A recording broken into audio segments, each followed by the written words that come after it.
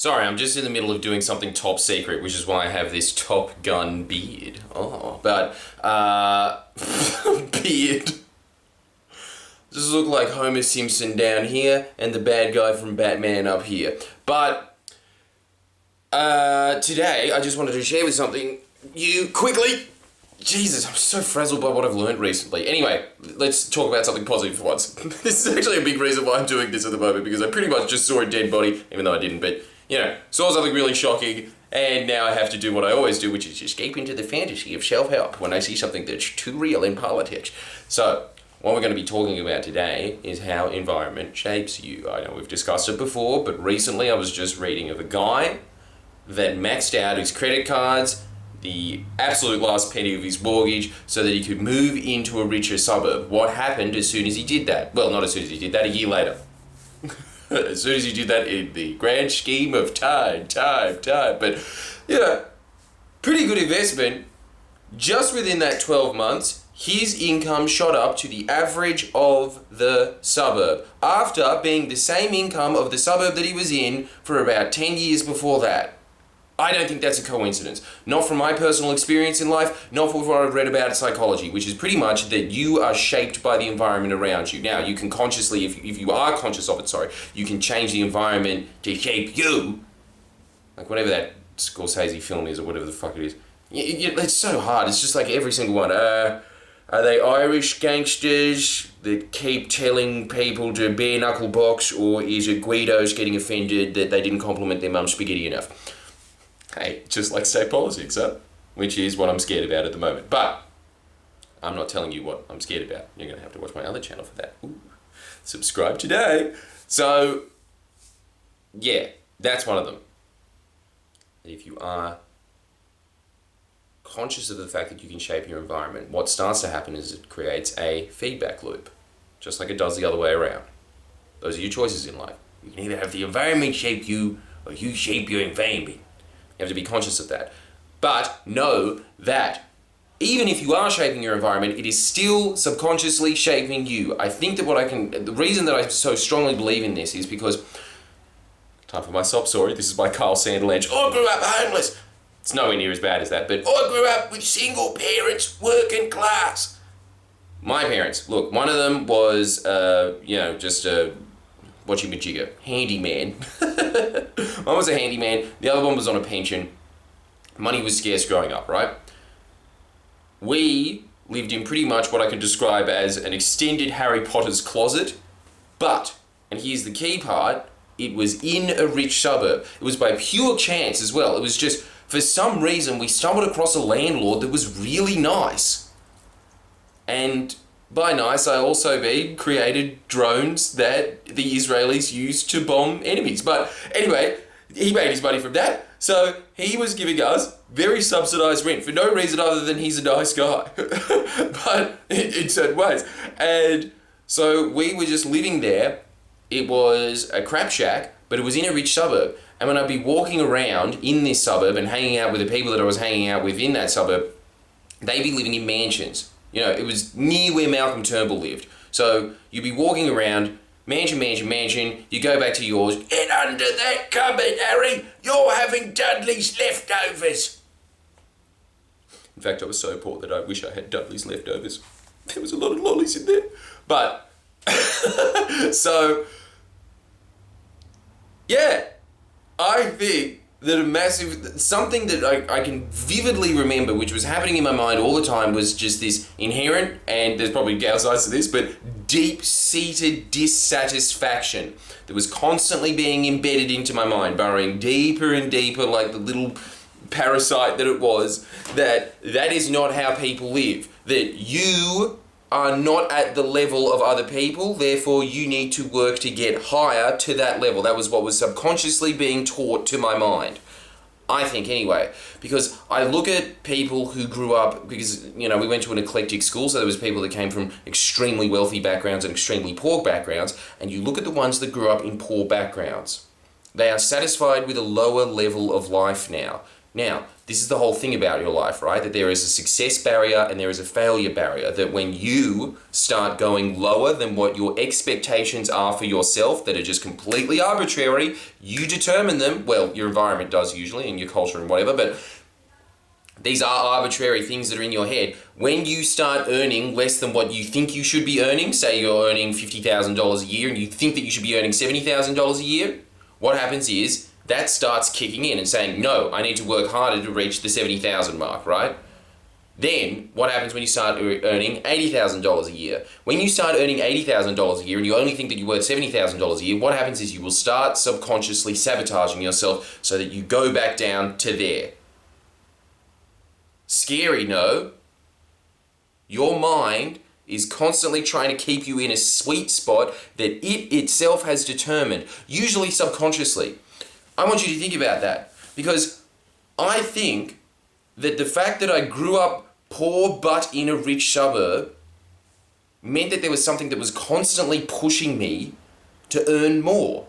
And so I think that a huge part of the reason that I'm this massive workaholic and that I've had to overcompensate, now I'm earning much more than the kids that I grew up with in those areas, because I just worked really, really hard. I think that a massive part of that is just internally, and I don't even think that I can change it now. Maybe, well, obviously, no, I do think that I could change it, but I don't really want to. But, I think it's because that barometer there was kind of just like, you are not earning $12 million a year like Malcolm Turnbull's neighbours are. So still, at the back of my head, I'm just thinking, oh my God, I'm such a loser, man. But I talk to friends from high school and stuff that are from other areas that are just, from, let's just be nice here, the western suburbs, and they are really content. They're just like, man, I made it in life, mate. How much are you earning? 60 grand. They're very happy with that. Now, I'm not saying that there's anything wrong with earning 60, well, inherently I am good, but, I think that you should be aiming higher, and the reason that I think that you should be aiming higher is, honestly, I do think this actually though, more tax. I think that you should be paying more tax, but also, I think that just the fact that you are earning that much, and the fact that you are watching these videos, and the fact that you're watching Friendly Geordies, money to you is a good thing. You are not going to use it to just offshore it to the Cayman Islands and buy a bunch of fucking investment properties. I don't. With my money, I tithe a lot of it to environmental programs that I think are very beneficial. That's what I do with the money that I have now, right? So I think that it is the same with you. The same with you is what you should be thinking about is the reason that I think that I should be where I am because of my environment. And there's a very, very easy way to determine that. Look around at your friends and family. Look around at where you live. Are you dissatisfied because the houses around you are bigger? Are you dissatisfied because the houses around you are smaller? Like, I really think that these things start to play on your mind. And they start shaping what you determine is like, being in that cozy middle. You can change it. So obviously the guy that did that, he changed it by moving to a richer suburb. And as a result, he started earning more money. Now, I'm just using that as an example because I was just reading about a guy who wanted to earn more money. There's other ways that your environment is shaping you. For instance, classics is if you hang around a bunch of meth heads, you'll eventually start taking meth. There's all that kind of stuff, right? So it's not just that. But in terms of focus, in terms of getting to where you want to get in life, a couple of quick suggestions for you. I think, first off, get a plant. If you don't have a pot plant in your office, I think there's studies that say that you are 14%, you concentrate for times that can lapse as little as more than 14%. It's something about human beings and seeing plants, just seeing greenery. If they're in an artificial environment, they start getting sleepier, they start lapsing in concentration because it's just that hyperbolic time chamber. The joke's old. And if you weren't there for it, that's because you haven't subscribed and you're going to have to watch a bunch of videos just to add my up my ad rev. Anyway, I'm frazzled. Get a pot plant, kids. Get a pot plant. And what else should you get? What was the other thing that I was talking about? Yeah, obviously artworks. Artworks really help.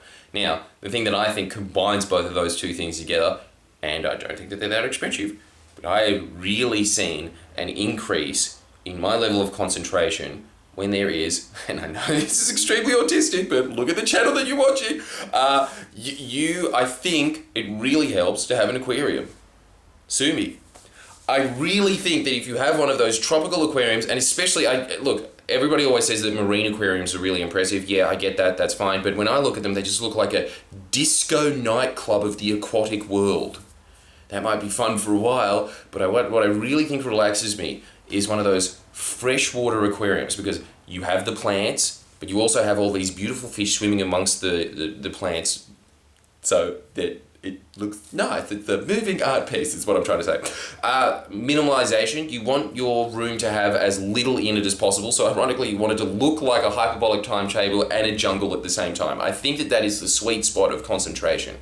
If you're just looking for something that is completely efficient, the other thing that you should be listening to while you're in that room is either classical music or computer game music, something that sort of has no lyrics in it, is sort of, let's just say for lack of a better word, repetitive. You want to be getting yourself in a trance when you're studying. These are all environmental factors that will increase your productivity monumentally. In fact, Brian Tracy was saying that if you are not listening to classical music or some of this trancey music, and by that I guess you could mean trance if you're that much of an asin that you're like, I need the bass to be that fast, bros. But for anybody else, probably try something a little more mellow. But he was saying that the average human being finds it hard to concentrate on the same task for longer than an hour, 2 hours max if they're really good, if there is no classical music in the background. What he has noticed is that when he's writing his books, and he writes, I think, 4 a year, pretty much the same book over and over again, but it's an awesome book, and he was saying that the way that he is able to do that is he has noticed that if he just puts on classical music in the background, he is able to increase the amount of time that he is able to focus from 1 to 2 hours to as much as 6 to 8 straight. I can attest for that.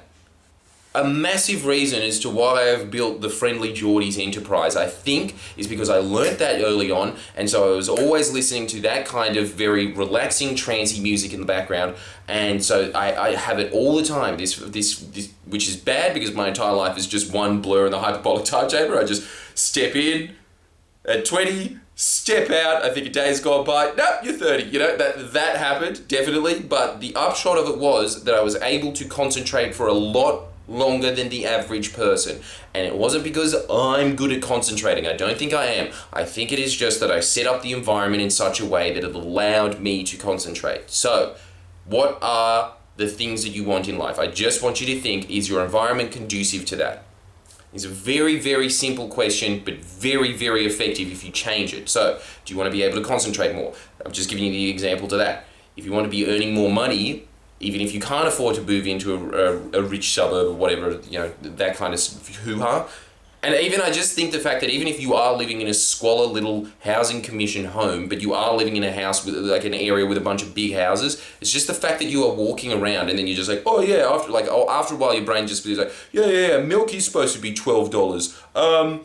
Oh, okay, so everyone here earns so much that they just sit around with French bulldogs constantly eating brunch. Like, no matter what time of the day it is, just always salmon with poached eggs and hollandaise sauce, That starts to have an impact.